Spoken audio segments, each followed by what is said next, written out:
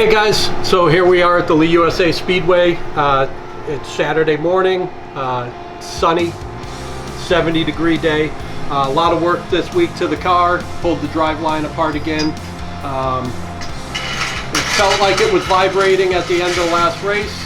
We replaced the bearing that goes not the pilot bearing, but the bearing, the carrier bearing.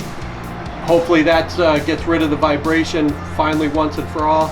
But either way, we made a bunch of changes to the setup. We'll talk about that as we go throughout the course of the day. A lot of cars here today. Both NEMA divisions are running, and you know, hoping to have a good day. This track, we've never really run well here, so maybe through all the problems we're having that we can turn that around today. So we're ready to go. Just waiting on the drivers' meeting, and then we'll be heading out for practice.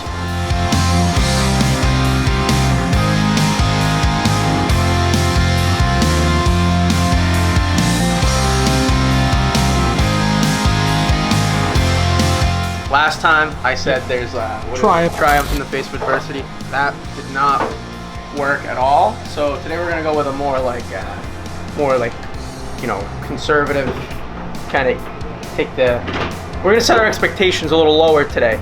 We're going for no leaks. We're gonna finish the race and you know, bring the car home in one piece. Hopefully no new vibrations or anything. We just want an all-around solid day today. So that's the game plan. No underdog story today? No underdog story today, no.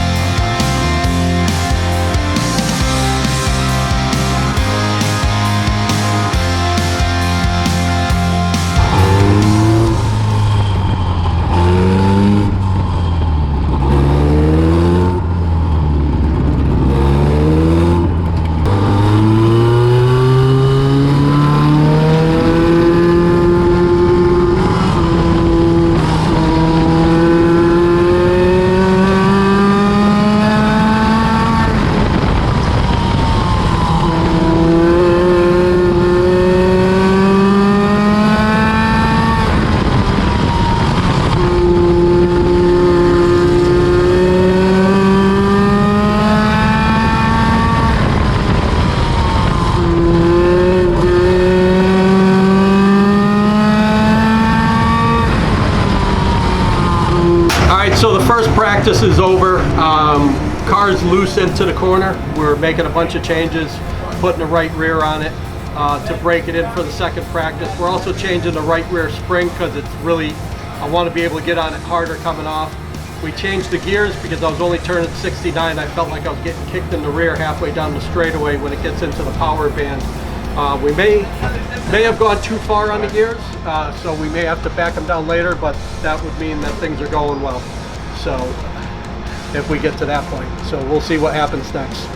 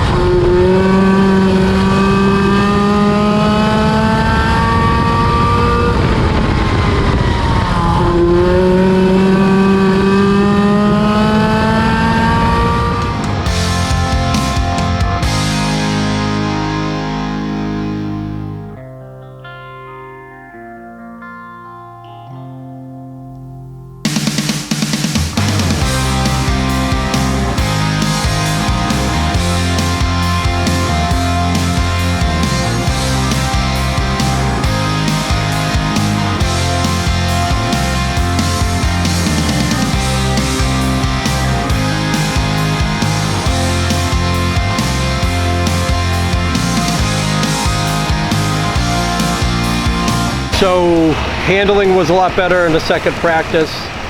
Car felt really good, but it was definitely vibrating worse than it has been. As you can see, the drivetrain's all apart, and we're trying to make some changes. We got some ideas how to fix it and get it together. I don't know if we'll be together for the qualifier, but at least for the feature. So, and we'll give it a try.